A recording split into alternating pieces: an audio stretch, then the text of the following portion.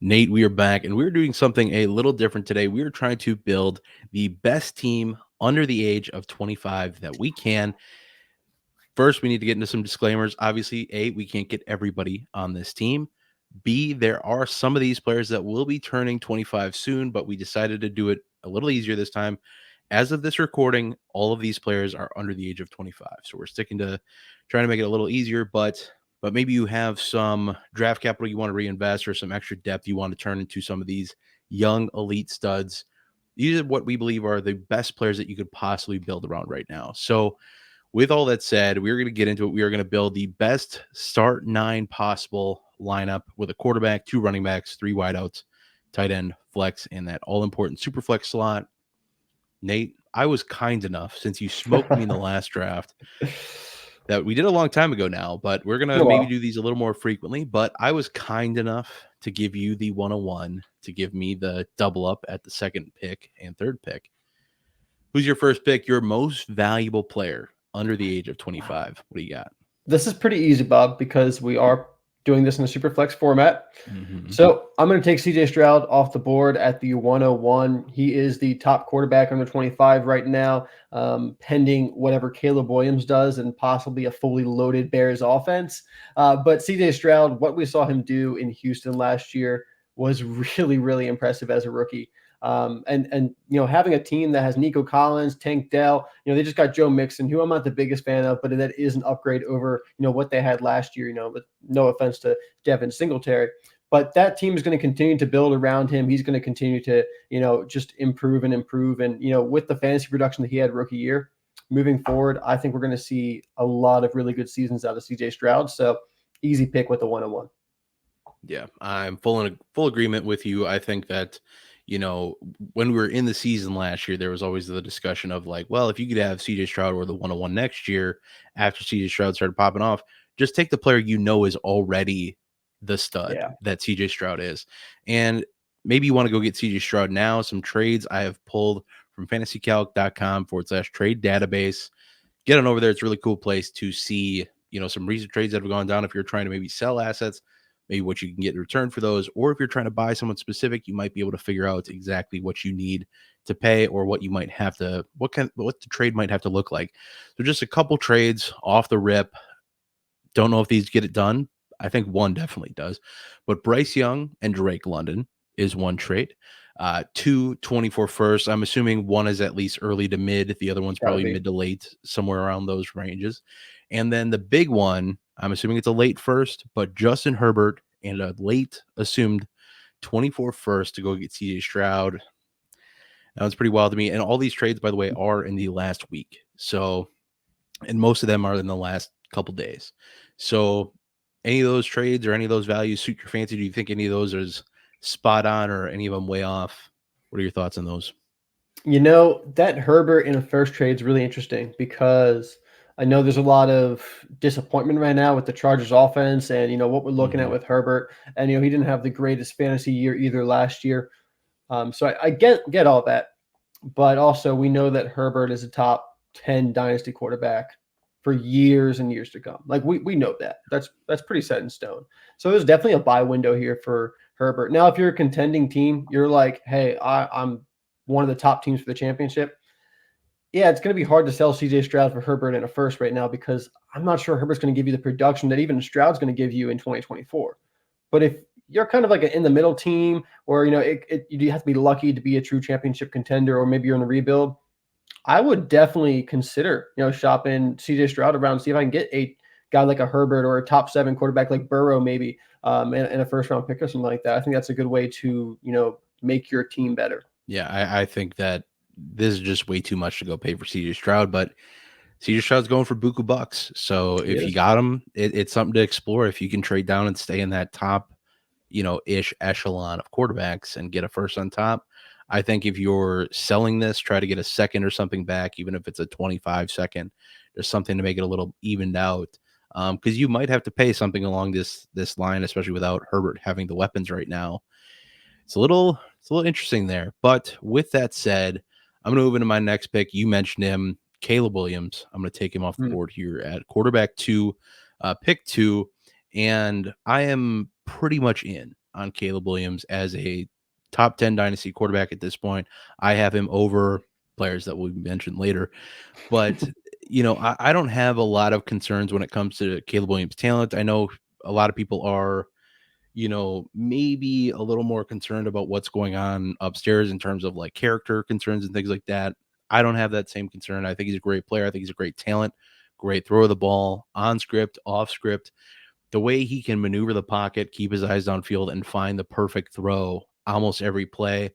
The ball security sucks, needs to get cleaned up, but you've mentioned it plenty on this channel, and so have I, that he was playing hero ball so much. That USC offense is so bad. If you want to make a case for any player on the offensive side of the ball, just go watch USC defense tape, and whoever they're playing, whoever the offense is, will look amazing because their defense is so bad. They were just a sieve all year. I'm sorry to the USC fans out there, but It was I bad. don't like crapping on colleges because I enjoy college football and film and all that, but it was not good. So, facing an uphill battle almost every week, trying to keep that team in games. Didn't have a ton of great weapons this year, as much as we like Marshawn Lloyd, as much as I love Taj Washington, Brendan Rice, solid. But both those wideouts are day 3 projected picks at this point. Marshawn Lloyd's probably a fringe day 2, day 3.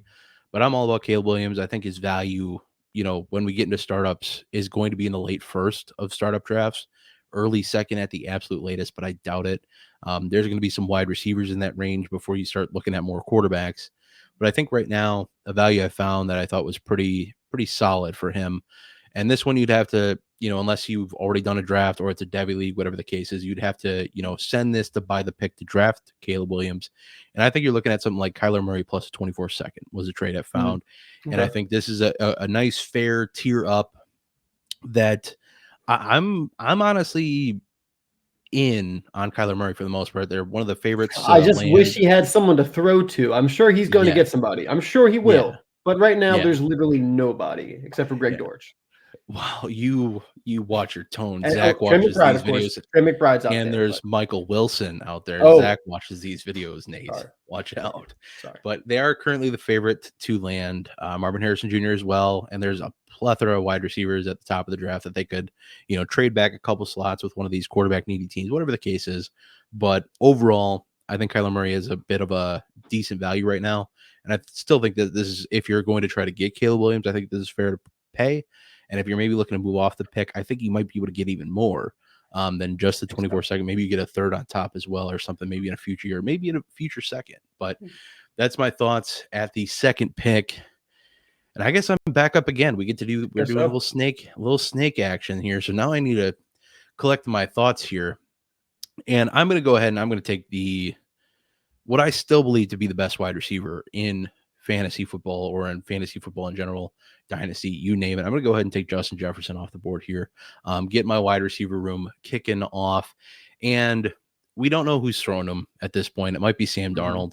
Obviously, it's not as good as if it were Kirk Cousins. That's unfortunate. It is what it is, but we're playing the long game here. These are players to build around. I'm still happy with the player, had a rough season last year with the injuries and all that, but came back strong, was able to finish out the year.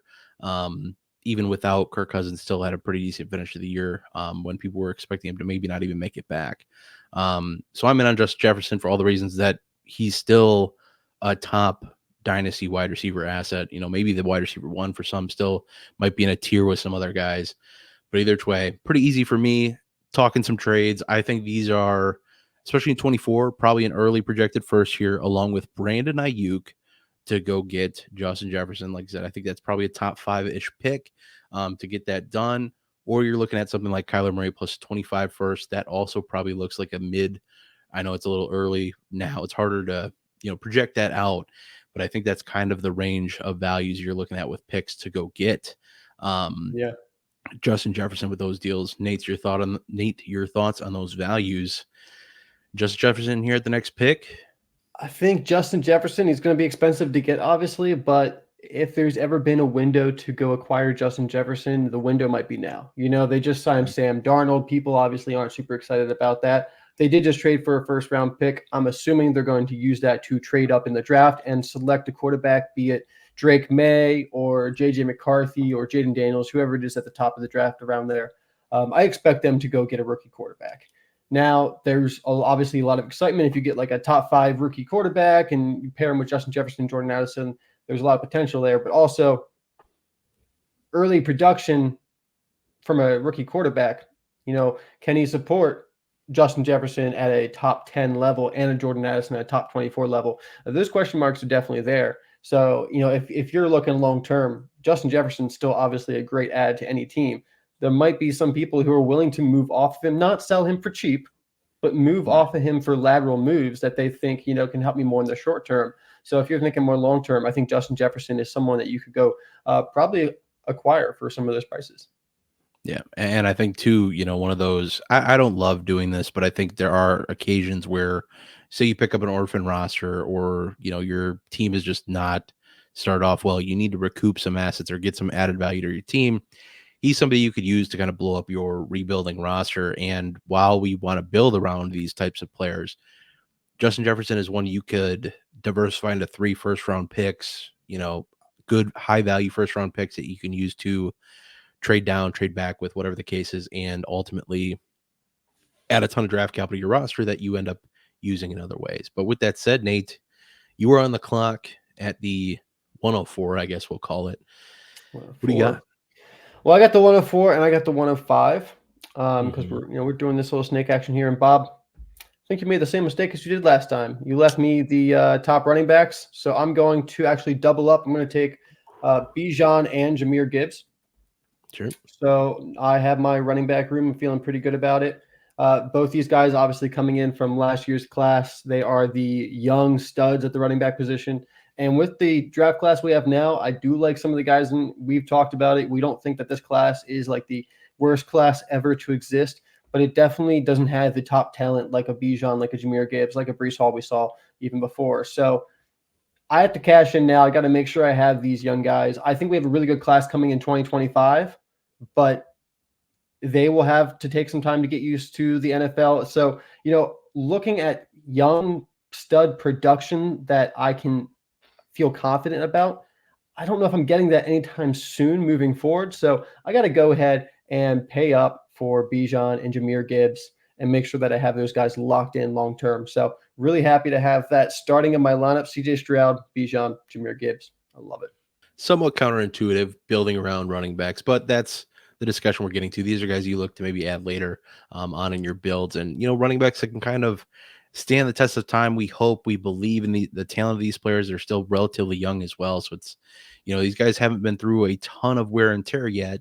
Mm-hmm. These are guys that, we feel confident in for a good long while. And hopefully, the extent of whatever dynasty league you're in, that they're able to be useful for you and, hopefully pivot off at some point maybe. But either way, willing to build around like 5 running backs. Yeah. Yeah, exactly. And one of the few that's under, there are 2 of the few that are under the age of 25 that are really worth building around a roster around. But looking at values for these guys, fairly similar, looking through their costs. Bijan, recent deal for him was, I saw this deal twice, 2 24 firsts. I'm assuming one of those is mid, one of those is probably late to get that deal done. And honestly, good deal. That's kind of the price you have to pay, almost, as much as I hate doing it with the awesome wide receiver talent we have at that range and possibly even quarterback, maybe tight end if it's tight end premium, being Brock Bowers, obviously, Malik Neighbors, and Rome Odunze at wide receiver. And Jahmyr Gibbs, pretty similar. You're looking at somebody like Tua Tagovailoa, kind of a similar range in a startup. Maybe you're looking to pivot to a quarterback. Maybe you're trying to kickstart that rebuild a little bit. Maybe you want to get in on a quarterback that you believe is a little safer. And then another deal, 24 first plus a 24 or 25 second. I saw both deals. I assume, again, that first is probably maybe even a slightly bit earlier than a mid, maybe like on the 105, 104 cusp, plus that second that maybe is at that same range. Hopefully gets you in on Jahmyr Gibbs.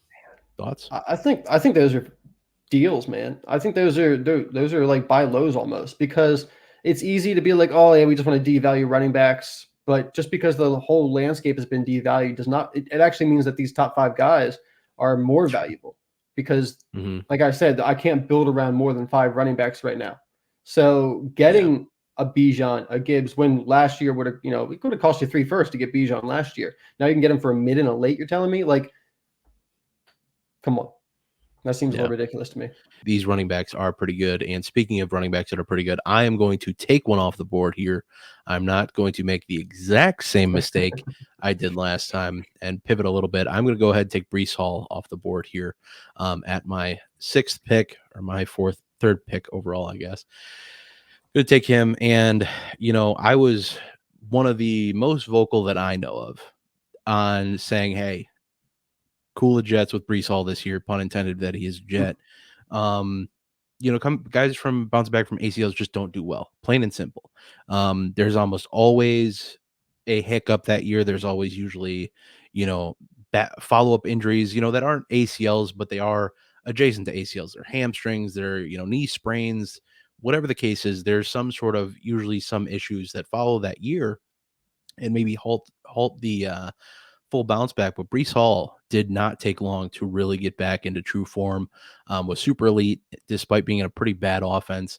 That offense is trending in the right direction. Hopefully they can continue to make some more moves fixing up that line. Hopefully just having Rodgers at full health and a quarterback that defenses need to respect helps a little bit. But I mean, Breece Hall was still just absolutely studly for the most part of the year. I'm happy to take him here, put him in my lineup, and build around him for a good long while. And I still think there is a bit of a buy low window on Breece Hall, too. I think he's still pretty attainable with that, or accessible with how bad this offense is kind of still looks to be, or questionable, I should say. Because the thing is, a good quarterback can do a lot with a not as good offense, because there's just so many more dynamics when you have a quarterback that defenses need to respect and can shift coverage or shift offensive line coverages and, see what the defense is doing beforehand, and then, produce and make good throws and all that. Makes defenses have to adjust, and it makes the entire offense just that much better when you're that good at that position. And that, I believe, will benefit Breece Hall. Cost right now, one trade I saw, 24 first plus 25 first. Again, I'm assuming that first is probably maybe more like mid to late, since we do have an additional first on there as well. I don't think it has to be an early first or an early mid. And I do think that Breece Hall, fairly accessible right now. Didn't have crazy numbers the entire season last year. So I think pretty accessible as well. And you get that same kind of, a little older than Bijan and Jahmyr Gibbs, but are a seasons older. Not I guess too you much could older. say. Right. Not much in actual age, but a season's more in the league. And he does have that ACL tear, but we're past that now. I think we're looking at a very, very big season, and I think you can still buy just a little low. I think this is an awesome ad if you're looking to come out of a rebuild right now. You need that running back buy. Teams don't know you're done rebuilding yet. I think Breece Hall is a great guy to add at that cost. Now I have my choice of wide receivers, and I'm definitely going to the wide receiver well here. And I'm going to go ahead, and this might be a little controversial. I'm going to go ahead and take CeeDee Lamb off the board here, because I think we're in a tier right now, but I'm pretty happy taking any of this 3. But CeeDee Lamb was shouting out to me. And part of this is the fact that the Cowboys have done absolutely nothing in free agency. They've done nothing to add to the wide receiver room. There was pretty decent wide receivers out there. They have all draft to do it, but they also got to address offensive line departures. They got to worry about the running back room, which not a lot of teams you look at and like say they have to worry about their running back room, but they have Rico Dowdle and Deuce Vaughn. And as much as we loved Deuce Vaughn last year. And Rico Dowdle. Well, come on. Not me, but I love Rico. Some people like Rico Dowdle. But yeah, I'm not on the Rico train. But I'll take CeeDee Lamb here. Really popped off this last season. Has been ascending ever since he's gotten into the league. And he's a top 4 guy. He's a top 3 guy. He's a top 2 guy here for me. And happy to have him. I think cost-wise, you're looking at 2 pretty early first-round picks this year, or you're looking at a quarterback plus a 25 first as well. That quarterback being Jordan Love in this instance. And these are all, like I said, trades that were made in the last couple of days. The one downside to fantasycalc.com's trade database, they don't give you the exact pick that was traded. That's the only downside, but I do love pretty much all these, are really nice when it comes to values. You kind of have to guesstimate where the pick values are, but we also get to put more what we believe are appropriate values. So I think, like I said, you're probably looking at 2 early first round picks early to mid, in that 103, 104.5 range, probably. Two of those could get you CeeDee Lamb and an amazing wide receiver to continue to build around, who's still relatively young, barely makes this list. Birthday's in April. Just barely makes it, but he does. He fits the criteria at this very moment. So with that said, taking CeeDee Lamb off the board, and I'm kicking it back to you, Nate. All right. How are you going to make me look dumb this time? I don't have any wide receivers yet, so I guess I should start drafting those. I'm pretty good in my running back room. So looking at the wide receivers, Bob, I think you made a mistake going with CeeDee Lamb. As much as I love CeeDee, I think Jamar Chase is the pick here. I'm going to take Chase off the board.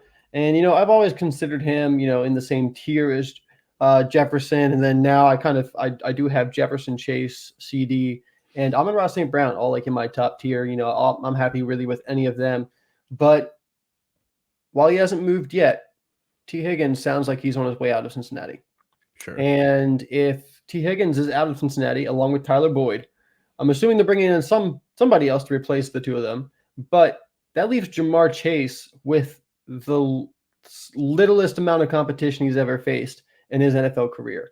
And with what he's already shown us while playing across from T. Higgins, who's a very good receiver in his own right, if Jamar Chase is truly the wide receiver one of a healthy Joe Burrow-led offense and doesn't have that much competition for those targets, and we can see him get 160-something targets, oh, man, Bob, I think that could be really exciting. And as much as I, in my heart, have Justin Jefferson as the wide receiver one in Dynasty, if I was making my projections for 2024, I don't think it'd be that controversial to have Jamar Chase as my wide receiver one for 2024.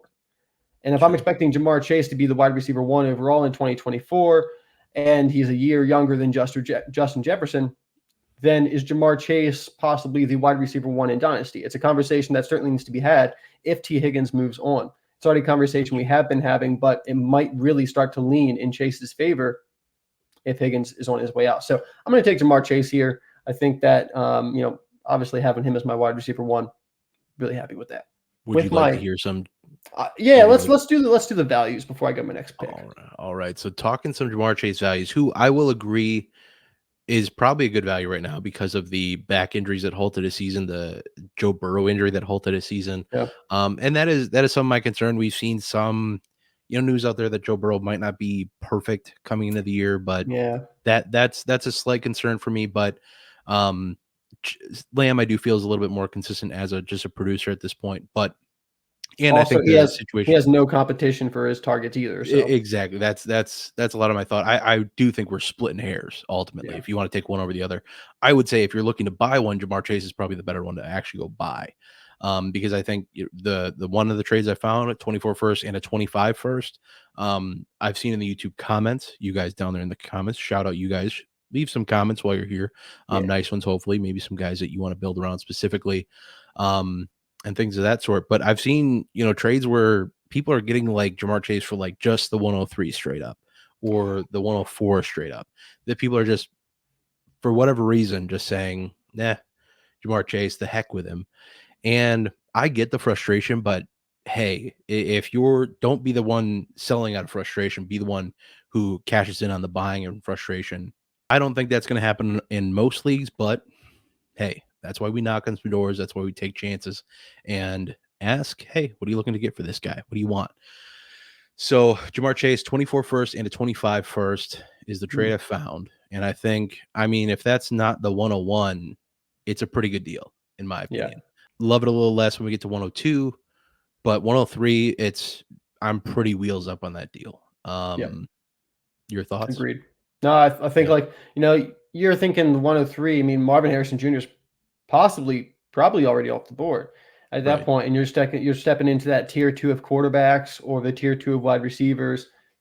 Yeah, I would obviously much rather have Jamar Chase. Get that guy that is Jamar Chase rather than going after a neighbors and hoping he ends up being somewhat close to Jamar Chase. I wouldn't mind throwing 103. You throw like the 110 on top of that, and that gets me Jamar Chase. I think that's a move you can make. Yeah. With my next pick here, Bob, I kind of already spoiled it. Finishing out the top tier of wide receivers, I'm going to Ross St. Brown in that top tier. Killing me. So I know. I knew you're going to be sad about that, but you can't argue his production, his consistency. He's probably been the most consistent wide receiver over the last 3 years. Just scoring lots of, like, outside of maybe Tyreek Hill. Tyreek Hill, whenever he's on the field, he's scoring a ridiculous amount of points. Like, his floor is ridiculous. But Amon-Ra St. Brown also, like, has such a great floor while still giving you upside. Maybe he doesn't have a lot of those 40-plus point weeks, but those are hard to come by anyway. And even a guy like Jamar Chase or Justin Jefferson only giving you 1 or 2 of those a year. So, if I'm have to dealing with the 15 to 30 point range week in, week out, I'm not going to be that upset. So Amon-Ra St. Brown, I'm not worried about Jameson Williams taking over his targets. I used to think that for a little bit, but then the guy just couldn't get on the field. And every single week that went by that he couldn't get on the field, I started to get more and more off of Jameson Williams to get more onto Amon-Ra St. Brown. And we've really seen that there is no competition for the wide receiver one in that offense. It is Amon-Ra St. Brown. I know Laporte is there and he got plenty of targets as well, but Amon-Ra St. Brown is the guy in Detroit and rounds out my tier 1 of wide receivers. So I'll pick him up here. I am with you on the tier range for those top tier of wide receivers. Love the player, have loved him since I got him for super cheap, trading for him way back when. Because I don't think I drafted a single share in rookie drafts that year. I ended up just kind of buying in on him late. And speaking of deals to go get Amon-Ra St. Brown, looking at moving somebody like Jalen Hurts, which I think is a little wild because as much as positional value, that's positional value. And when I'm talking 1-for-1 trades, especially across different positions, I tend to look at it where these guys are going in startups. Yeah, that's a round difference at least. Just about. I've seen doing startups, Dynasty Rewind ADP, patreon.com/Dynasty Rewind. Get on over there. Right here. Jalen Hurts is the 105, and our boy Amon-Ra St. Brown on the turn. No, he's the 111. So we're only talking 6 picks right now. Yeah. So, I mean, that's a pretty decent gap that, and I'm not saying like if you would rather have either of those players, make sure the value is appropriate. Make sure you're getting compensated for selling a player that is going 6 picks later in a startup, especially at that range of the startup. It's different if it's round 10 or 15. Hurts is going before Jefferson and Lamb and Chase. Exactly. He's going before all the wide receivers. So exactly. So it's just one of those things, just something to think about. But something that, tips the cap to what I still believe that Amon-Ra St. Brown has continued to be a value. For some reason, nobody wants to buy this guy. Nobody wants him. Nobody believes that he's going to sustain long-term production for forever. Just a couple days ago, James Cook and George Pickens for Amon-Ra St. Brown. I'm not saying that's going to happen in a lot of leagues, especially without a lot of uproar, but just something to think about. Hey, and I'm not saying send out lowball offers that are garbage. I'm saying it might not take you as much as you think it does to go get Amon-Ra St. Brown. So send an offer, ask that manager, what do you want for this player? And then another deal I saw was just 2 firsts as well. Probably similar range to, CD and or Jamar Chase. One of those has to be early to mid, and then the other one's probably mid to late. I'm back on the clock, and I'm going right back to the wide receiver pool. I'm going to go ahead and I'm going to take Puka Nacua off the board here. Some elite wide receiver production. I get to round out the top of my wide receiver room with 3 top 5 options. Yeah. I'm all about it. I'm big on Puka Nacua. And, one thing with Puka, I've seen way too many people just want to bail ship after a historic season. And those same people, maybe, or hopefully you've learned, are the same ones that bailed on Amon-Ra St. Brown after he popped off on the latter half of his rookie year. And I just don't, is it just that you guys don't realize that this was a historic, like, best rookie season for a wide receiver ever kind of a thing? Puka's here to stay. It doesn't matter if Cooper Kupp is there or not. Puka is, in my opinion, probably going to be the de facto one there, even with a healthy Cooper Kupp coming in. I just, honestly, like, there's a discussion to be had where I think Puka splits that top tier again, where we have the 4 wideouts now with Amon-Ra St. Brown, CD, Jamar Chase, Justin Jefferson. He makes it more of a maybe Justin Jefferson, CD, Jamar Chase, and then Amon-Ra St. Brown and Puka are probably, there's probably some considerations for that or some sort of split, because having 5 up there is, just a fool's amount of riches, I guess. But either way, the amount of efficiencies he had, just watching the guy play football, having the speed, competency to catch the ball, route running ability, pretty much has it all, put all out there on film. I can't pass him up here. I have to take him, and I get to, make my wide receiver room look ever so spicy. And talking costs, if you want to go get Puka Nacua, I don't think it's cheap, but I don't think it's like I said, when there's people out there, when there's doubters, there's values. So costs here, or one trade I saw was Jackson Smith-Njigba plus Devonta Smith for Puka Nacua. Your thoughts on that one? I think I probably want the two wide receivers in most cases. Okay. See, unless I have like a really deep team and then I'm looking to consolidate, then I'll make that opportunity. But most of the time, I'm trying to build up really good depth. So sure, yeah. But I definitely see both ways. Definitely see both ways. I don't hate the mindset, especially if you already have a top wideout. Like if you kind of quote unquote lucked into Puka, and he's kind of external value at this point, or excess value, or surplus value, and you can diversify into something like this. I don't hate the thought. What do you think about Kenneth Walker and Tank Dell for Puka Nacua? I'd much rather have Puka. Okay.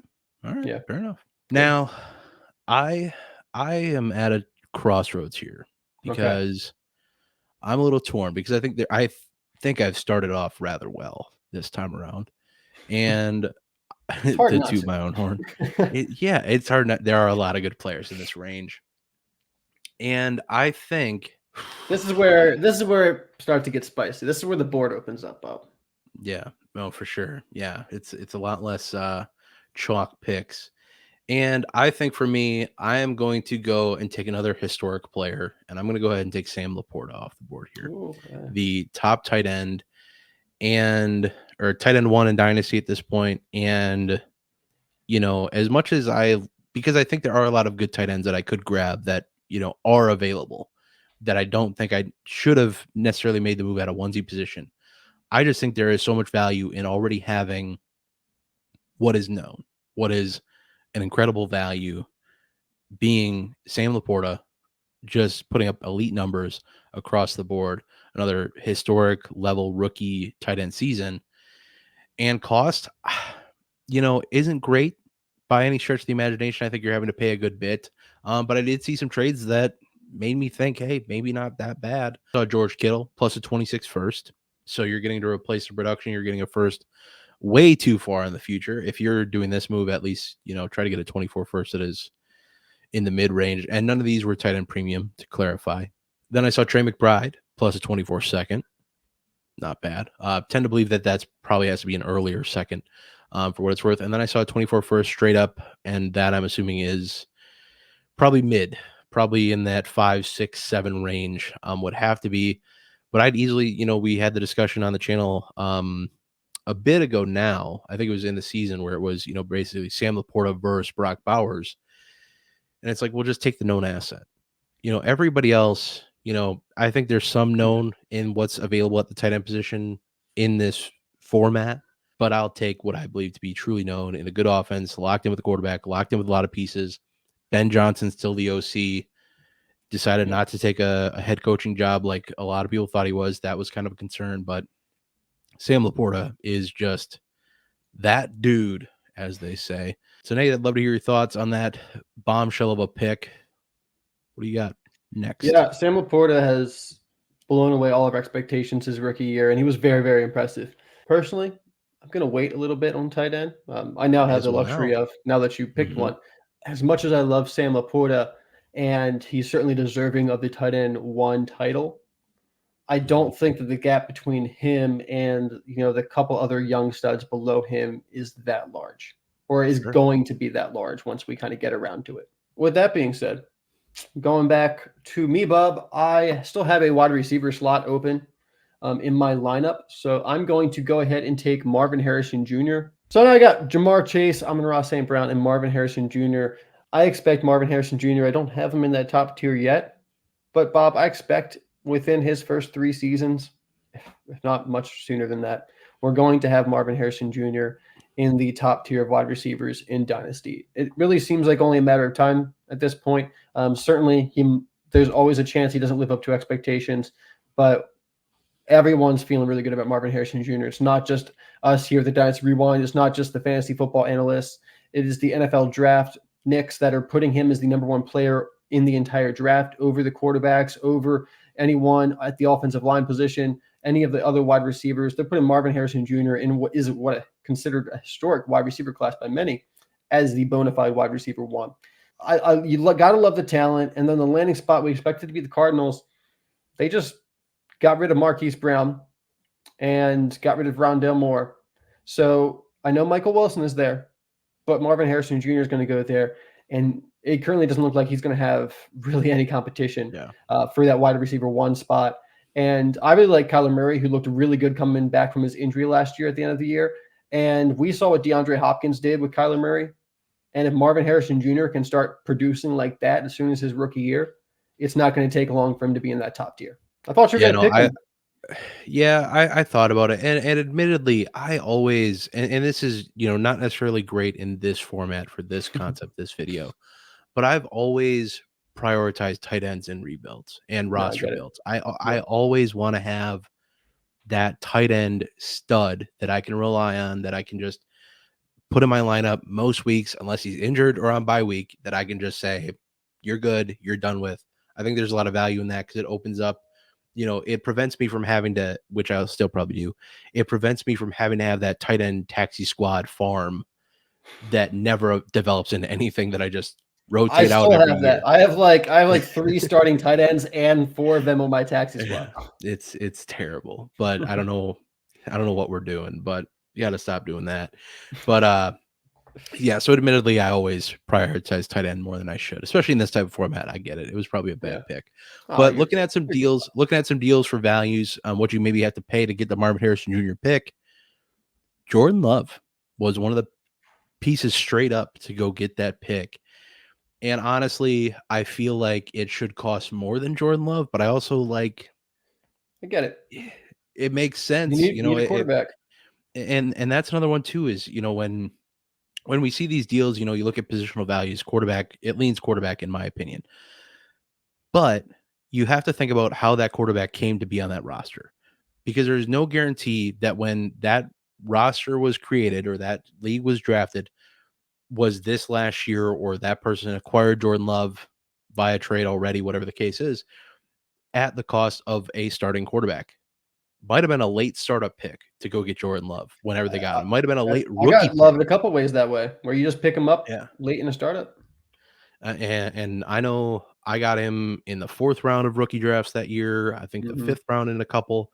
Granted, I know some of my leagues I'm probably mixing up having him in IDP leagues where maybe it was like a 3rd round pick relatively. Probably more so. But either which way, still a value. And now you get to go and move that for, you get to kind of cash in on that if you've held him this long, of course. But either way, just something to think about when you're making deals or thinking about deals or critiquing deals that are made. Jordan Love could be a 4th quarterback, which these days I don't think I hate. But another deal moving what I'm assuming would be a later 24 first in terms of relativity to the pick of Marvin Harrison. So probably like 102, trade down to 104, 105, get a 25 first on top of that as well. Is kind of the thought process on what I think that deal would have to be.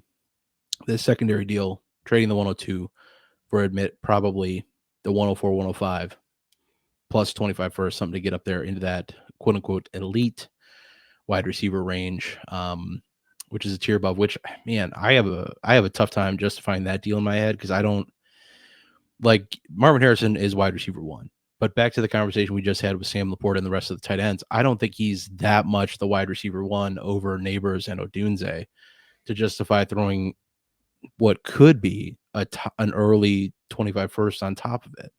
I'd rather just kind of sit and see what happens falling on the board. But feel free to touch on those values. If it's an early 25 first, I do agree, because next year's class is going to be pretty good too. Like an early pick next year is going to be very valuable.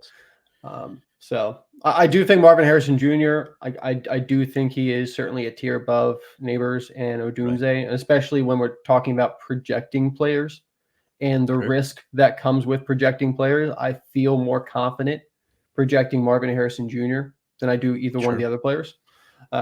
So, just kind of taking that risk factor into account. But moving on to my next pick, Bob. So I've completed my wide receiver room. I completed my running back room. Still need a tight end. Still need someone to fill my super flex spot, but also my flex spot.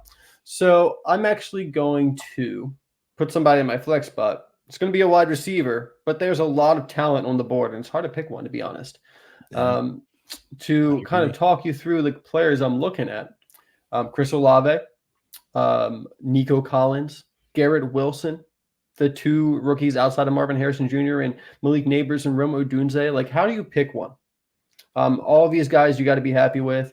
They're all young, obviously, being included in this video, and absolute studs. Most of them, I expect Neighbors and Odunze to probably find pretty good quarterback pairings Sure. until one of them goes to the Giants and is catching passes from Drew Lock. um, and then Garrett Wilson, I'm hoping that Aaron Rodgers can do anything better than the Jets quarterbacks of last year, because he still ended up with a ton of targets in last year's offense, just unfortunately not very efficient. So, I think Garrett Wilson's production has kind of lagged behind his talent, makes him a little bit of a value as well. So if I'm taking these guys and I'm moving forward, I have to pick one, because I do have Them's to pick the one. rules. That is the rule. I do have to pick one. You could also maybe throw Drake London in there, depending on how good you feel about Kirk Cousins, but that's also a little bit of projection. This is a tough one. This is where I'd probably trade down, Bob. Trade down. I'd trade down. You have no suitors. I will not trade up with you. Sorry. All right. Well, let me go take a look at my ranks real quick. I Sure. technically have Garrett Wilson in this tier above the other guys. It's only a matter of time until one of those rookies gets a really good landing spot and then is sitting right next to Garrett Wilson. But for the moment, because I truly believe in the talent of Garrett Wilson, I'm going to pick Garrett Wilson. To be a target hog, I know that he didn't have a lot of competition in the wide receiver room with the Jets, but that team was so bad. We saw how heavily they relied on Breece Hall. They also are going to rely that heavily on Garrett Wilson in the passing game. And if Aaron Rodgers is half the player that he used to be, I think Garrett Wilson is locked in for a top 12 season. So I think this is the year. Some people might call it a third-year breakout, but we know Garrett Wilson has been good for the past 2 years. But I think statistically, we are going to see that third-year breakout this year, and he's going to really solidify himself as really a top 6, 8 at worst dynasty wide receiver. Yeah, I like that call a good bit, and I think that's a good ad. Picking through him this group, like you said, is no joke, and now I kind of have to do the same thing. But let's talk about his value, some trades I was able to find. Go down for Garrett Wilson, moving Devonta Smith plus a 25 first for Garrett Wilson, and I guess both. It's a late, I don't mind. Michael Pittman and Stephon Diggs, basically a late first and Michael Pittman, however you want to look at that. I would do that trade. I mean, I know people. I like Michael Pittman Jr. I don't think Anthony Richardson is a bad quarterback, but I don't know. That's actually not too bad, because you have the quarterback questions with Garrett Wilson as well. So yeah, it's a tough one. You get a good bit younger too with Garrett Wilson, for what that's worth. Michael Pittman not eligible on this list. So yeah, I don't. Yeah, if it's Devonta Smith in the late 25 first, I don't love it. I'd like to get like a second back with Wilson, because I don't, as much as I like Garrett Wilson, and again, this is the projection you talked about, and belief in how good he can be, how much better is it than what we think Devonta Smith can be? I mean, if they're both wide receivers 16 this year, you wouldn't be surprised. Right, exactly. And anywhere from, wide receiver 10 to 16, probably the same. And then do you really feel good about sending that extra first to go get Garrett Wilson, who's just a little bit younger, albeit again, but a first round pick can do a lot for you in leagues. True. So it's just something to think about. I'd like to get a second back just to kind of recoup some value on there and keep things, not try to make gaps bigger than they have to be or bigger than they should be when sending some of these deals. Make the schematics work as much as everything else does. So I am going to briefly go back to the running back room, because I have a running back slot open yet, and I have one that I prefer well over anybody else at this point. I'm going to go and take Kyren Williams off the board here. Take Kyren Williams to be my second running back, along with Breece Hall, and with my elite wide receiver pairings and tight end pairings, grouping, whatever. I know that you are of the belief that Kyren Williams is bound to be replaced, or has a high likelihood of being replaced at worst, or at best, I guess you could say. I'm not of that belief. I've been been in on the talent since I saw the film. I know his combine scared a lot of people off, but the production was always there. The film was always there. And now we've seen the production on the NFL football field.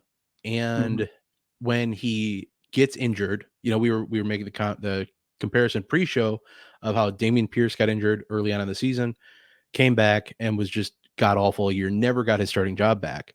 Whereas Kyron Williams pops off early, gets hurt, goes through, albeit I will give a nod to Devin Singletary over the players that Kyron Williams was trying to keep off the field again.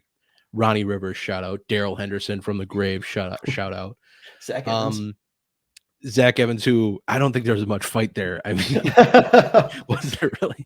But everybody else was at least like McVay maybe had a thought of putting on the field at some point. Either way, I'm still on Kyron Williams. He has everything you want out of a running back. He has the rushing volume. He has the receiving volume, especially just very efficient in a great system.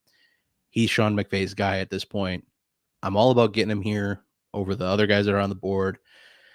And I don't think it costs that much to go get him right now. I think it probably does for if you're moving other positions like that you feel safer about, that have better draft capital, that are maybe a little more locked in their situation. But if you're moving running backs, I think it's actually pretty palatable to go and try to get this guy on your roster. One of the deals I found, DJ Moore, a player who popped off for his best season last year. We're expecting to see possibly additional competition coming to town. We just saw Keenan Allen get traded there yesterday. Still, Bears are still projected to add another wide receiver in the draft, which would be nuts. That would make that offense very convoluted. You have Keenan Allen, Cole Kmet, and DJ Moore, plus a rookie. I don't know if I want a piece of that, but either way, I still think, as much as I've been a fan of DJ Moore throughout his entire career, we can't ignore that he's really been a wide receiver too outside of this big pop-off year. And a lot of that was due to a 50-some point game where if that one game was just the rest of the year's average, he's a wide receiver 2 easily. You take off a boatload of points and he slides back a few spots. So I know you can't really do that because I don't love that argument, but it is factual. He had one really, really good game. And otherwise, for the rest of his career, he's been a wide receiver 2. There's nothing wrong with that. I'm willing to move him to get Kyron Williams on our roster. Another deal I saw go down, Josh Jacobs plus 24 second. You get a tad bit younger. You get a lot less mileage, which I think is a big thing. Josh Jacobs, as much as I am a somewhat pessimistic Packers fan, I'm concerned with that deal because, we saw a lot of efficiency fall off from Josh Jacobs, a former contributor of ours, Brandon, who pointed out beautifully that running backs who are coming off of a 300 touch season usually don't do well, usually fall off in a lot of efficiencies. There's usually a lot of wear and tear, but they're usually able to bounce back that following year unless they're old. That tends to happen. But so either way, I'll go get a little younger, spend a 24-second pivot off of Josh Jacobs, who I think is in a good offense if he's able to stay healthy and, reclaim some of his quote unquote former glory. Well, he signed a 4-year deal, but they can get out after 1 year. So True, I do have some calls with Josh Jacobs. I like the landing spot. I think it could be lucrative. And the 4-year deal is nice, but with the potential out after 1, I don't think you can really look at it as a long-term solution.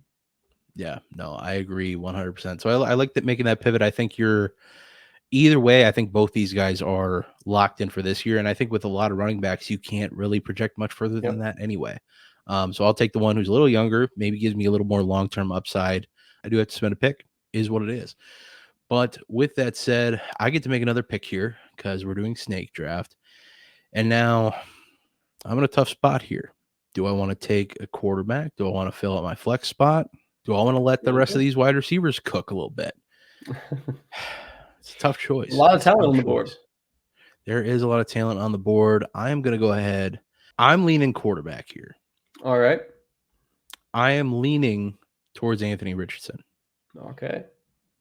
I am going to take Anthony Richardson, and I'm going to do that for a lot of upside sake. We had the discussion on the podcast this past week of how Anthony Richardson is not a locked and loaded, bona fide guarantee. And I think too many people are thinking that, but I'm willing to take him here. I'm willing to go chase him here because while I think he's still well valued by a lot of people, I do think there is some value to be had coming off the injury. I honestly think that this injury might have been good for him in, kind of a roundabout way in this, spin city here, where instead of being thrust into action for an entire year, getting banged up, not getting to learn the offense as much, he gets to sit for an entire year, learn an NFL system, learn Shane Steichen's system that proved well, even with Gardner Minshew, gets to sit that entire year. And now hopefully he's taking some lessons on how to protect himself a little better. And yeah, you're a big boy, but big boys fall hard at the end of the day. So I'm going to go ahead and I'm going to take him off the board here. I think he's a fine piece to build around. Love him as my quarterback 2 here, as opposed to being my 1. And that's another thing we can get into with discussions about. I wouldn't feel as confident taking him as my quarterback 1 if that's, what was my options that I was looking at. Upside wise, sure.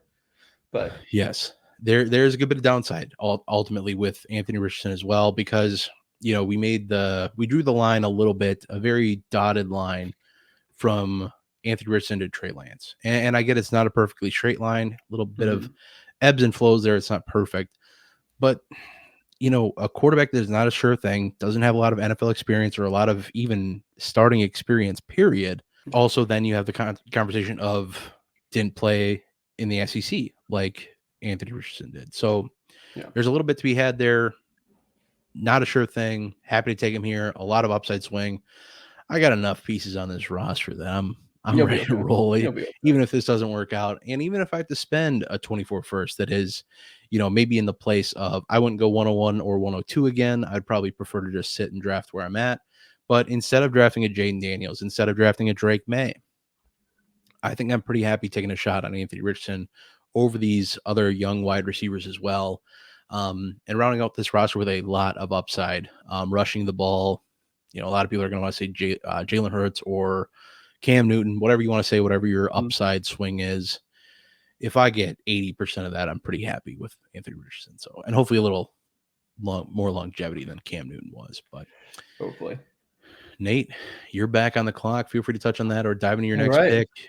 Yeah, I got 2 more picks. So I got 2 more picks to finish up my lineup. I got the tight end spot open. I got the super flex spot open. So I'll just work my way down the lineup. I'll start with the tight end position. I'm going to go and pick Brock Bowers. Nice. I know Trey McBride is available. I know Kyle Pitts is available.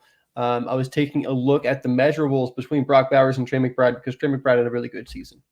And the measurables are very, very similar. But at the end of the day, Brock Bowers, when you have Brock Bowers on your team, when he's on the field, the opponent's defense has to plan around Brock Bowers. I don't think Trey McBride is the tight end that the defense has to necessarily plan their defense around. He's obviously a very important part of the Cardinals' offense. But what he did at Colorado State was not what Brock Bowers did at Georgia for 3 years on a national championship team. And just the level that Brock Bowers has performed so far in college and the way that everyone talks about him, the projected draft capital he's supposed to get, I can't keep my hands off Brock Bowers if I have the opportunity. So Brock Bowers is my guy here in my tight end spot. And I'm going to be excited to pick him up everywhere. I know he's falling to the 107 in a lot of spots. And I think he's going to be a steal because I know there's lots of potential with all of those wide receivers. I think you're happy picking up any of them, but I do think Brock Bowers is being a little undervalued. Well, and honestly, as a content provider, as somebody who provides advice or gives out advice, I'd rather Brock Bowers be undervalued because of what's happened with Kyle Pitts. Because as much as we love Kyle Pitts and still think he's great, we still love the player. Yep. The last thing we'd want is Brock Bowers, because that's one of the landing spots kind of up in the air. We don't know what Brock Bowers' landing spot is. Not like with these quarterbacks, we kind of project X amount of teams, and maybe we can do that with Brock Bowers to a degree. Going to the Chargers. They don't need wide receivers. They're going to have Brock Bowers, Bob.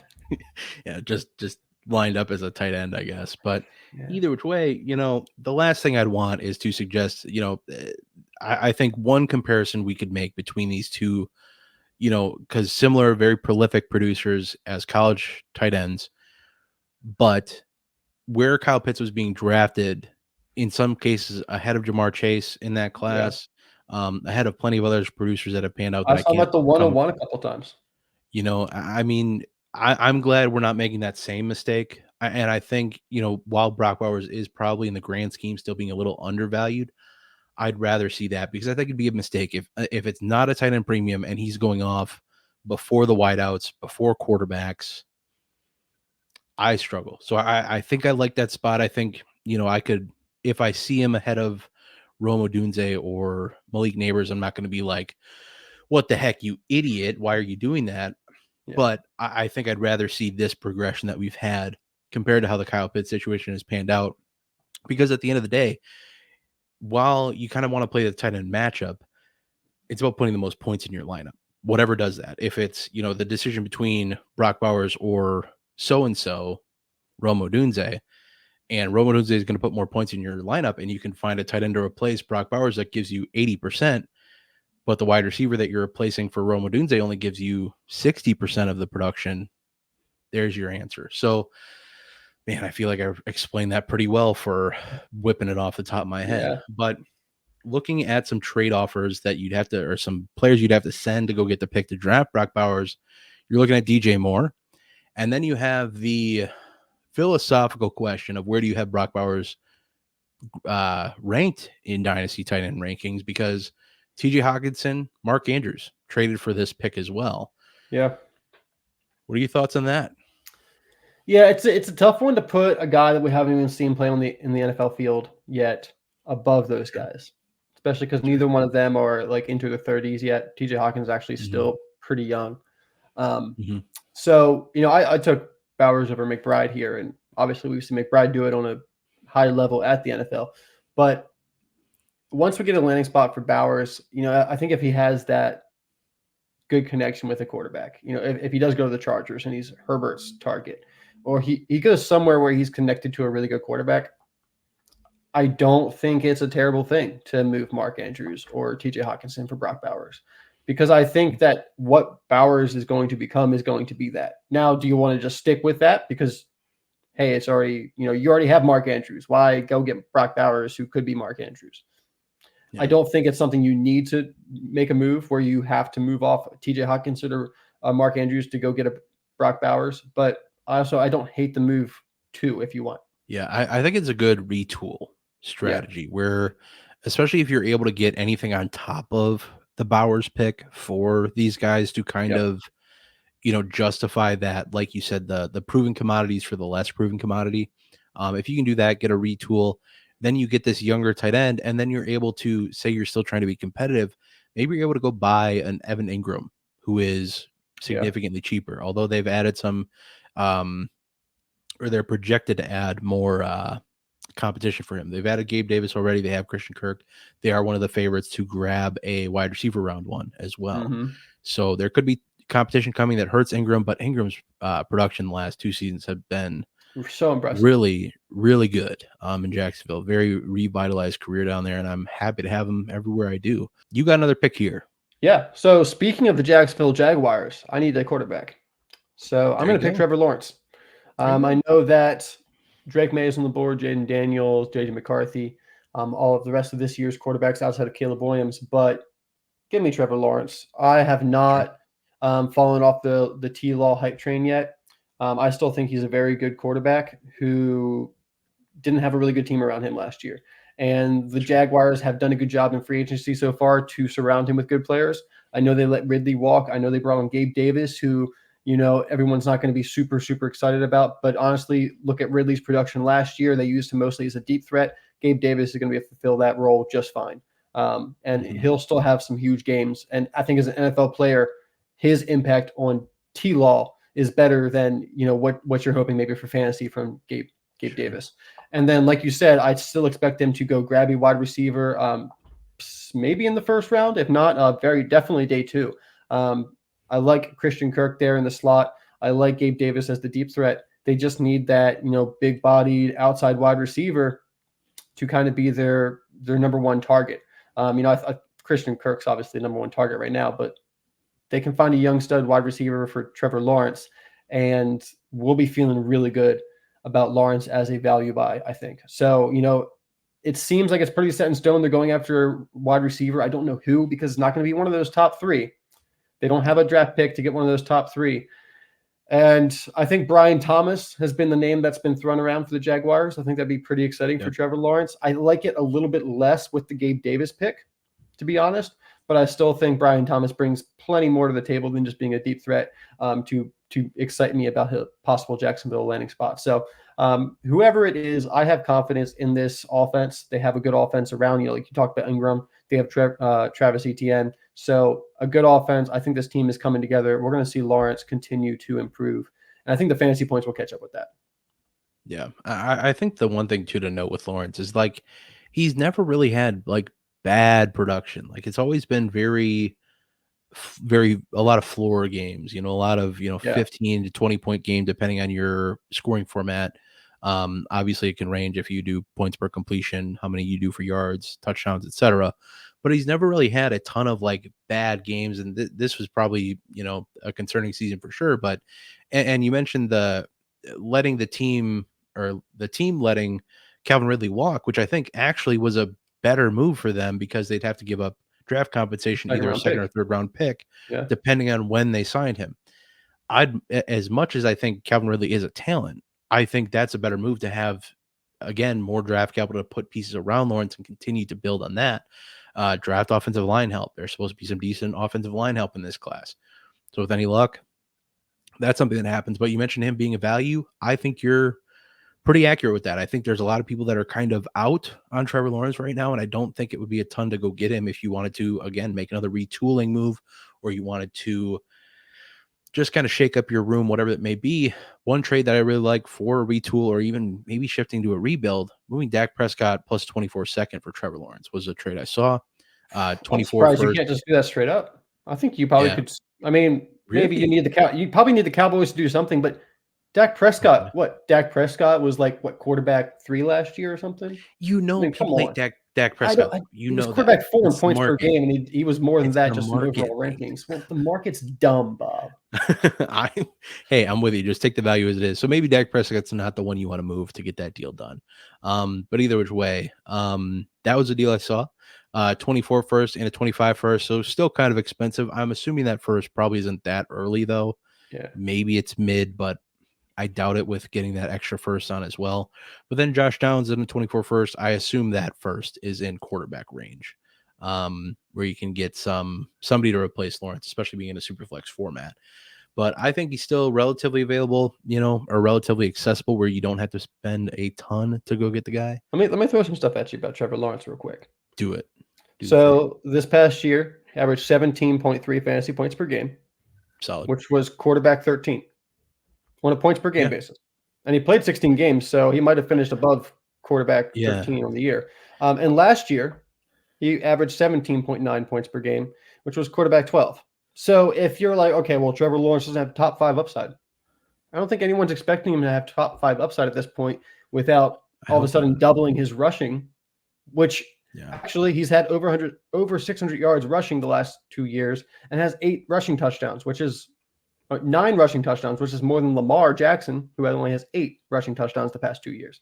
So Trevor Lawrence does give you something on the ground as well, which I think is, maybe you're looking at Trevor Lawrence, with that quarterback 12, quarterback 13 finish, and you're thinking, okay, well, maybe this is just like the next Kirk Cousins fantasy-wise, where I'm getting a really good quarterback too. Well, I think Trevor Lawrence is above that because of the rushing upside that he has, where I think rather than that really high-end quarterback 2, which I think he can certainly be, I think you are getting that kind of low-end quarterback 1. Yeah, I don't hate that at all. And I think this boils down to, you touched on it. One of the dangers with projections is when Trevor Lawrence comes in a league and it's like, oh, this dude is the guy. This guy's going to be top 5, and then it doesn't happen. And even though he's still putting up decent enough numbers, but they're lower than what the expectation was or the projection was, people get left with a bad taste in their mouth. They hate the guy. That's unfortunately just kind of the way it works. That is called anti-bias or something. I don't know. Probably there's probably a more technical term for it, but I was trying to think of it on the fly. But either which way, that leaves me with the last pick, Mr. Irrelevant, or maybe is it the last pick? I don't know. But Mr. Irrelevant in this draft, man, that's tough. No, it's not. I got to go with my heart. I got to go get Chris Olave. on this roster. There you go. Yeah. So round out some of the top wide receivers in this, in rankings in general. And somebody who, I mentioned a few weeks back that I would rather go try to target instead of Garrett Wilson, because I think he's just a little bit more accessible, but I still think their efficiencies are also Yeah. relatively similar, actually leaning towards Chris Olave in a lot of respects. I think the tiebreaker here is going to be how Garrett Wilson ends up, taking the volume he has and what he can turn into it production wise, because that could be a huge difference between how these two pan out long term. But hey, if Chris Olave's situation can get even a little bit better with Kubiak coming in, I can't remember the first name, but the new Yeah, the Kubiak Kubiak tree. coming in. So hopefully that can help, bolster that offense, give Chris Olave some easy touches as opposed to, all these deep shots on the field, give him some quick little slants that he can, just do something with. And I know he's not a huge, yards after catch guy, but give him opportunities, and I think he'll run with it. He's athletic enough to do that sort of thing.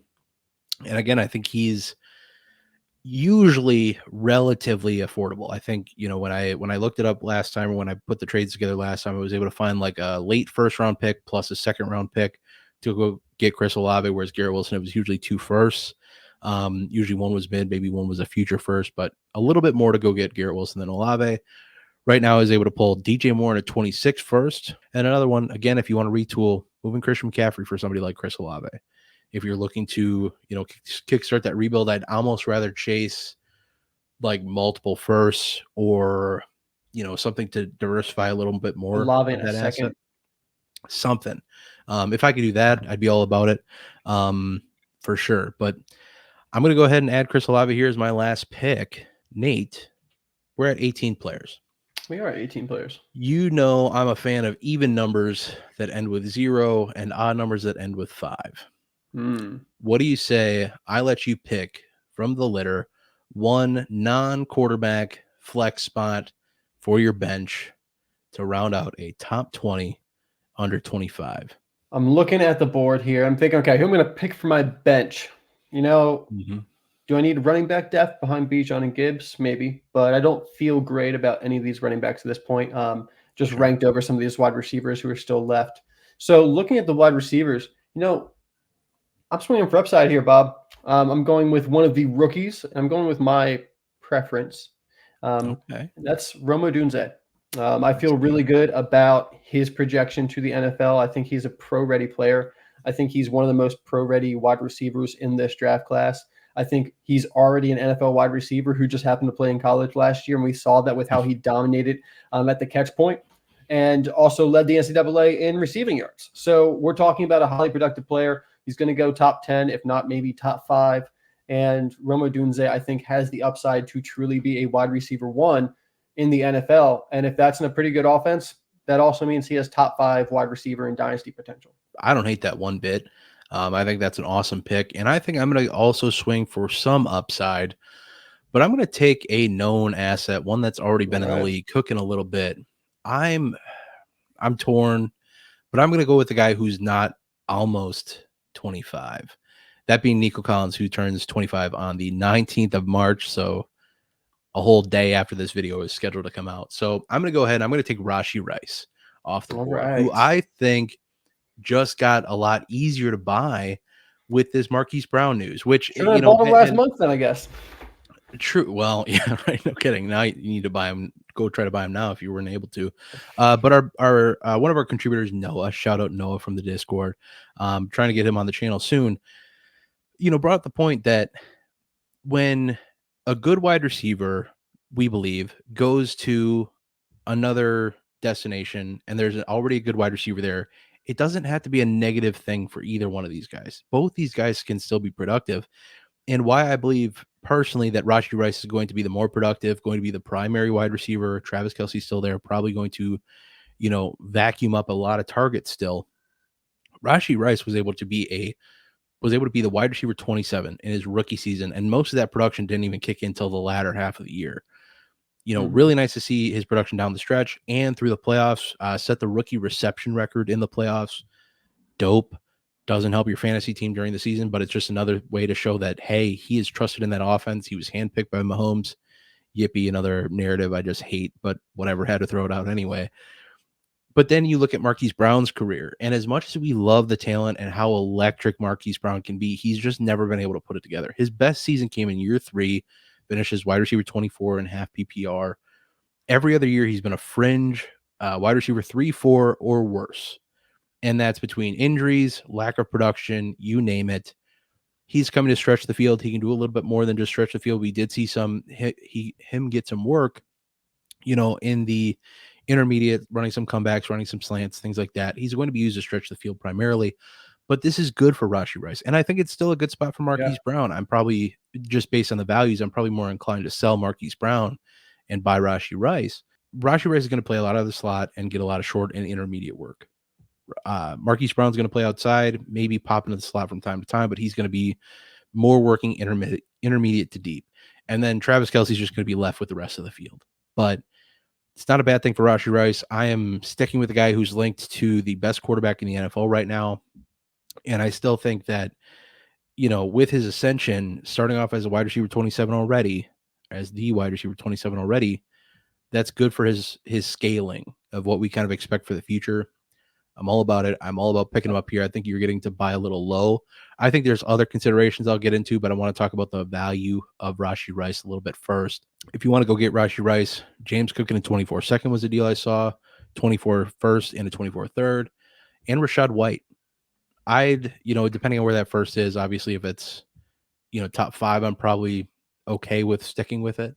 Yeah. But, if it's 7, 8, 9 plus a third, I'm probably happy spending it on Rice, but I don't even think I have to do that now. I think I could probably get him for a late first and maybe a third or a pair of early seconds. Because, just going through the comments today of, talking about Rashee Rice in a comparison video like this, talking rookie pick price checks, the doubt is there. And where, like I said, where there's doubts, there's values. And Rashee Rice is somebody I'm definitely looking to add. So I love that get for my roster, for my team. Some players that are left on the board here, some honorable mentions at the running back position, or let's do the quarterback position. We got Drake May. There's probably, and Brock Purdy was one that was out there. Jaden Daniels, obviously. Some other running backs who passed on: Kenneth Walker, Devon A. Chan. Yep. Don't want to build around that glass cannon. Trey McBride at tight end. Kyle Pitts at tight end as well. Unfortunately, not buying into, and part of that too is, the price just went up for also Kyle Kincaid. Pitts. And you didn't put him on here, but Kincaid. True, that's a good call. Forgot about him. Oh man, I feel so bad now. I still want to draft him. I still want to draft him, but I feel really bad. I feel like a fraud. But who else? Who else do we have? Passed on Malik Neighbors as much as I would have loved to pick him up with the Rice pick, but I really want to talk Rashee Rice. There might be more coming for that. Drake London just got a quarterback. I was just going to mention it, but yeah, the price of brick goes up with Drake London for sure. Then Jackson Smith and Jacob Jordan Addison on this list as well of players that we put together like a top 32-ish players. So of pool to draft from. So if there's anybody we missed, if there's anybody you would have added to your draft pool, let us know in the comments below. Be nice about it. Tell us why. Tell us maybe what you're looking to pay to get them as players you want to build around. Again, as a reminder, it was all under 25 guys. We really want to focus on building around for the next handful of years in our dynasty leagues. You're not going to be able to get all of them, but you'll be able to get as many as you can, or hopefully you can get as many as you can. If you need help doing that, check out patreon.com/Dynasty Rewind. Get in our Patreon Discord server. We help out with trades 24/7. We're talking about a lot about the rookie draft that's upcoming. We're talking a ton about all these free agency moves, their impacts, and things of that sort. So get on over there if you haven't already. But with all that said, we're going to get the heck on out of here. Hope you enjoyed the video. Please leave a like, comment down below like I said before. But we will see you in the next one. Until then, I hope that y'all have a good one.